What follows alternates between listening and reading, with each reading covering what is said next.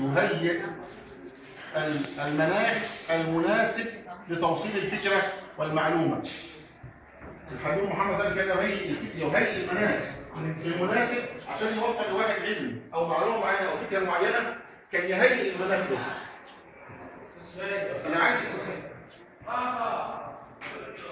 أنا عايز حضراتكم تتخيلوا الحديث بتاع سيدنا النبي محمد صلى الله عليه وسلم هو دستور البشريه، دستور الاسلام ودستور البشريه كلها اللي كلنا بنقوله. هتشوف الحديث وشوف الجو العام اللي سيدنا النبي هيئ الناس، اللي هو ايه؟ اللي وصلوا المعلومه فين. ماشي يا ابو حكمت؟ معاك؟ بقول الجو سيدنا النبي صلى الله عليه وسلم هيئ الايه؟ هيئ الجو المناسب وهيئ البيئه عشان يوصل المعلومه. في كل مره بيعمل كده. احنا كلنا ايه؟ كلنا الرجاله الكبار لسه جايين زي لا ده الاستاذ بقى لسه ما جايش ولا ايه؟ هو فوق ولا شاور ده ايه؟ عشان بس ايه؟ عايزين الكلام كله يصل عشان بس ايه؟ معلومه توصل لنا. بقول يا جماعه انا بتكلم عن سيدنا النبي محمد صلى الله عليه وسلم لان هو ايه؟ معلم البشريه. هو هادي البشريه والكبار من العلماء، علماء الغرب لما يقول على سيدنا النبي محمد صلى الله عليه وسلم لو ان محمد بن عبد الله حيا لحل مشكلات العالم بينما هو يحتسي كوبا من الشاي. المشاكل اللي احنا شايفينها كلها المشكلات اللي احنا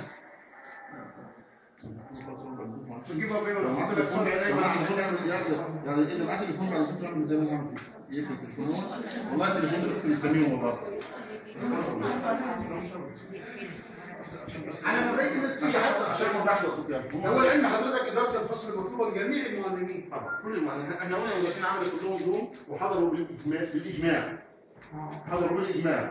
المدرسين عملوا كلهم، فاحنا هنقول النهارده ان شاء الله اداره الفصل. بنقول يا جماعه انا بس بقول ايه؟ اداره الفصل واداره الفصل، يعني اداره الفصل معناها هي عاوزه هي مناخ مناسب عشان الطالب يصل له المعلومه بشكل لائق، بشكل اللي هو ايه؟ يعني في الاول وفي الاخر المعلومه تصل. وانا هم في الموضوع وصول المعلومه. بقول ان لما بتيجي تشوف يعني الحديث اللي انت بتتكلم حواليه دلوقتي عليه الصلاه قال ايه؟ يعني كلنا بنقوله وكلنا حافظينه، بس اتقال مين وفي جو ايه؟ ولذلك وصل بهذه الروح اللي كلنا بنقول الحديث ده. احفظ الله يحفظك. نعم. احفظ الله تجده تجاهك. اذا استعنت فاستعن بالله، واذا سالت فاسال الله. واعلم ان الامه لو اجتمعت على ان ينفعوك بشيء لن ينفعوك الا بشيء قد كتبه الله. واعلم ان الامه لو اجتمعت على ان ينفعوك بشيء ان يضروك بشيء لن يضروك. اظن الحديث ده كلنا بنقوله وكلنا حافظينه. طب وصل لنا ايه يا جماعه؟ وصل لنا ازاي؟ وسيدنا النبي ايه الجو الجميل قوي اللي خلقه؟ ايه المناخ المناسب اللي خلقه المتعلم المتلقي اللي خد منه المعلومه دي؟ تقرا اول حديث بقى. سيدنا عبد الله بن عباس ناقل الحديث ويقول ايه؟ بينما كنت ردف رسول الله. تعرف عندها دي. تعرف عندها وما تعدهاش كده. ايه ده؟ ده واخد الطالب وطالع ابوه رحله وهو بيتمشى في الطريق وفي وسط الجو الحب وفي وسط الود ده وفي وسط الشكل المهيأ ده قال له يا غلام احفظ الله يحفظك. يا غلام احفظ الله يحفظك.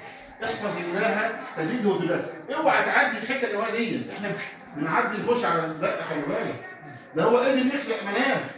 ده خده ومشي معلش لا مؤاخذه ركب كان ايامها هي بقى ايه؟ دي المرسيدس ايامها ركب وراه الحماره بتاعته وهم راكبين الدبه كده قام حاطط ايده على رجله ايه؟ يا غلام احفظ الله يحفظك. احفظ الله تجده تجاهك. إذا استعنت فاستعن بالله واعلم أن الأمة لو ولا يسرد الحديث السرد ده لا اوعي تعديه وما يقدرش ينقل الحديث وما يقدرش واحد يعني يحترم العلم ويعدي الحته الاولانيه ويقول ايه؟ بينما كنت ردف رسول الله صلى الله عليه وسلم وانا راكب وراه مش شعر فيه كده وجسمي لامس جسمه واحنا يعني قريبين من بعض قوي كده وحابين بعض وجو الحب ده قام بيديني المعلومه دي.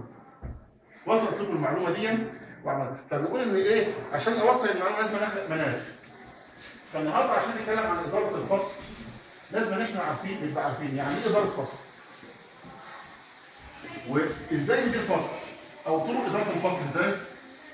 ولو في مشكلات نحلها مع بعض. يبقى احنا هنقف عند 3 نقاط رئيسه. الجزئيه الاولانيه اللي هي ايه؟ يعني تعريف اداره الفصل. تعريف اداره الفصل. وده اللي ايه؟ اللي اوعى يكون حد منا مش هيرد معايا ولا يتكلم معايا دلوقتي ما انت كلنا دخلنا الفصول وانتوا كلكم يعني احنا في سن واحد كلنا او قريبين من بعض، في منكم الاصغر منا اي نعم، بس كلنا دخلنا الفصول. انت بتخش الفصل بتدير فصل. يعني ايه بتدير فصل؟ عاوزين نقول مع بعض يعني ايه بدير فصل؟ معنى اداره الفصل. نسمع من بعض كده، نسمع من بعض معنى اداره الفصل. رفض كده هتجاوب؟ خلاص هتاخد المعلومه وبعدين تجاوب، هتسمع من زميلها وبعدين تقول حاجه غريبه خالص. زي معنى ان الست هي اداره البيت. يعني ايه؟ ممكن ننفذها بس ما نعرفش نتكلم. جميل يعني ايه بديل فصل؟ يعني نقول عمل مشترك بين المعلم او المدرس وبين الطالب. ماشي. حب متبادل. ده الجو العام. يعني بديل فصل. انا عاوز اوصل المعلومه، لازم ادير المكان يعني اوصل المعلومه. ما شاء الله ما شاء الله. شوفوا ان احنا كنا عاملين ازاي. انا بقى مش هناخد كلهم هنبص السعد الجميل ده. اتفضل. هي عملية إحكام وسيطرة على الطلبات لتفعيل العملية التعليمية. ماشي جميل. يا جماعه الله يكرمكم الاستاذ سعيد بيقدر يسيطر على الفصل ويحكمه عشان يوصل معلومته، دي اداره الفصل بتاعته. اتفضلي انت قولي. بحاول اوصل المعلومه اللي انا داخله عشانها بشكل جيد في ضوء الامكانيات المتاحه معايا وفي نفس الوقت بحب بيني وبين الطالب. ماشي بس شويه مساحه يعني. ماشي. ايه تاني؟ استخدام طبعا الاستراتيجيات المتاحه. ماشي. ما انا مش فاهم الاستراتيجيه دي. لا الاستاذ ابراهيم علمها لنا ولا لسه برضه هنسمع برضه كمان لسه برضه. جميل لك. ما انت الاول بكلمه اداره بس. اللي جواك يلا هيحكي بس قولي لي. ان انا بهيئ الجو جوه الفصل بين اخوات الطلبه عشان توصل المعلومه في مده زمنيه معينه. الله يكرمك. بهيئ جو مناسب، مناخ مناسب حلو قوي كده، حب وتبادل بين الطلبه وبعض وبينهم جميل. عشان ولما يطلعوا يكرموا بعض يكرموا بعض مش مشكله. هي بقى هم مش طلعوا الدكتور ده في الفصل كنت بره ابوه. هي لو بدانا بكلمه اداره يعني ايه؟ قد تساعدهم على الوصول. قالوا موسيقى. تنظيم اول يعني ايه اداره؟ تنظيم الحصه. تنظيم الحصه ووضع سلوكيات معينه وضبط سلوكيات معينه. ماشي ده كلها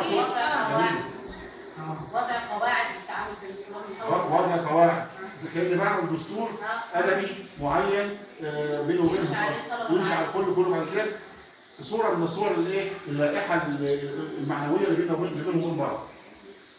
لو غدا يا عم مالك فيش مشاكل. امال بيجي الفصل ازاي؟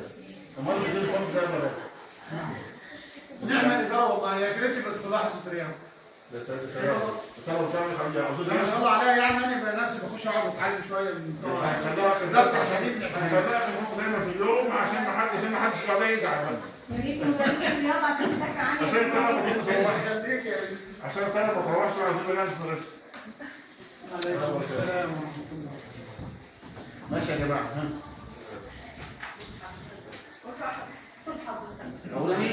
مش هقول ان بس ايه ده بيقول صوره من الصور اللي ايه اداره الفصل. كل واحد بيطلع اللي عنده وبعدين ايه الصوره المثلى اللي عندنا. تعريف اداره الفصل. في مدخل بيسموه المدخل التسلطي. المدخل التسلطي بمعنى ايه؟ بمعنى انني اتخيل انني بربط الفصل واحكم الفصل واحكم نظام الفصل، بس ده حته صغيره بتدخلني على التصرف بعد كده. لان ايه كل همي امشي النظام. نظام الفصل ده اسمه هم فيه ايه؟ اربع مداخل 5 مداخل لها، وفي الاخر لما نجمعهم مع بعض نطلع بالصوره المثلى يعني. فانت حضرتك طلعت اللي جواك اهون واحنا نشوف الايه؟ المعلومه اللي قلنا ايه؟ اداره الفصل مجموعه من الانشطه بيحققها المعلم، بيحقق المعلم ده بواسطتها النظام داخل الفصل ويحافظ عليه. بيحافظ على زي ما الناس بتتكلم، طول ما اللي موجود في الدكتور في الحاسب بينطق، محدش بيطلع معلومه خطا، محدش بيعمل كذا، في نظام انا حاطط. ده واحد بيعمل كده، ده بنسميه مدخل تسلطي، لما الطالب قاعد منضبط ملتزم، هو في الاخر هتحقق وهتوصل المعلومه وهتكون معلومتك وهتكون معلومتك وهتوصل كل اللي عندك بس الطلبه عارفه ان هي الحصه اللي محدش بينطق، محدش بيتكلم، محدش بيصورها ممسوحه، مفيش التاريخ مكتوب، في قواعد معموله في الفصل. البنات قاعدين بشكل معين وانا قاعد بشكل معين، المكان بتاعي بشكل معين، كل الحاجات دي منتظمه خلت اشتغل. ولا قد ايه؟ وصلت بنسميها مدخل تسلطي. بيسموه مدخل تسلطي لان هو ايه؟ انا همي النظام يتم. طب النظام، طب المعلومه، طب اثر المعلومه، طب سريه المعلومه، لازم تبقى فاهمها، طب العلاقه بين الطلبه وبعض، الحب الداخلي بين الطلبه وبعض، انت همك الاستقرار يسكت وتبقى ساكته ماشي، بس في دفء لازم يتم في نقطه الفصل، هو ايه بيسموه مدخل تسلطي. في مدخل تاني واحد ما يعجبوش الكلام ده يقوم عامل ايه؟ يعمل عكسه. مش يعمل توازن، لازم عامل ايه؟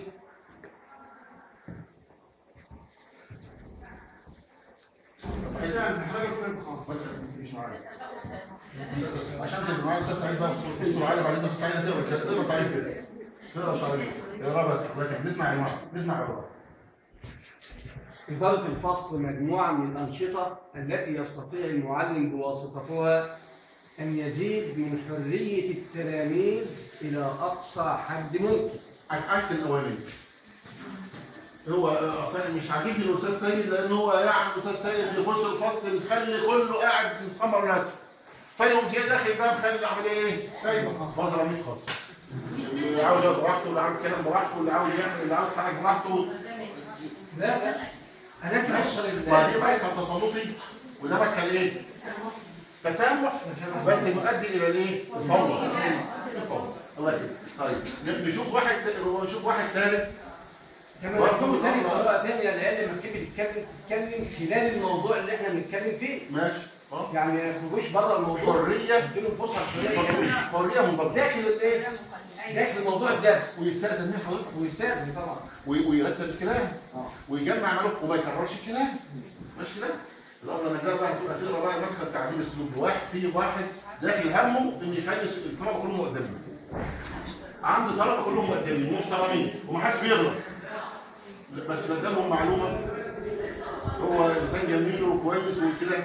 والفضل يا ابو لا يقري صوت عالي. إدارة الفصل مجموعة من الأنشطة التي يستخدمها المعلم لكي ينمي السلوك المناسب لدى التلاميذ ويحسن السلوك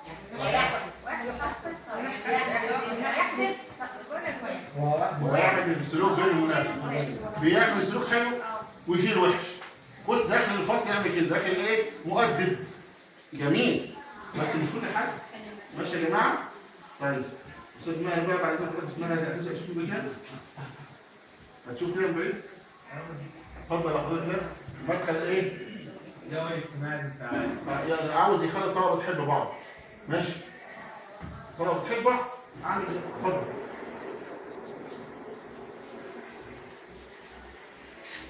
إدارة الفصل مجموعة من الأنشطة التي يستطيع المعلم بواسطتها أن ينمي علاقات إنسانية جيدة ويخلق جو اجتماعي بفعالية إيجابية.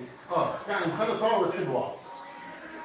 نخلي ده انت خد واجبك من ده، انت تعاون مع ده، وانت اسمع كلام فلان، ومعلش لما وانت معدي بكره هات فلان معاك. عمل جو وعمل هو صنع جو، عمل شويه سلوكيات مع طلبه خلوهم يحبوا بعض. الاولاني عمل سلوك حلو وهكذا الطلبه، وده كله همه ان هو يخلي الطلبه ايه؟ يبقى متعاونه مع بعض. واحد ثالث كمان يعني عامل زي رب النفيل عايزه مجموعات. ودي بتنفع بقى معانا في العمل قوي، نافعه دي نافعه في العمل بس مش كل حاجه. بيخلوا مجموعات تعمل اعمال مشتركه مستمره. اللي هو ايه؟ العمل الجماعي، ان كل 5 6 يعملوا عمل.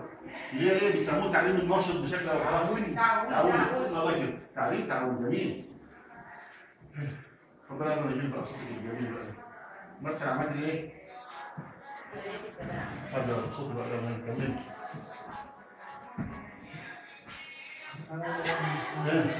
إدارة الفصل مجموعة من الأنشطة التي يستطيع المعلم والأصدقاء التنظيم الاجتماعي الاجتماعية فعالة داخل الفصل وأن يحافظ على استمراريته.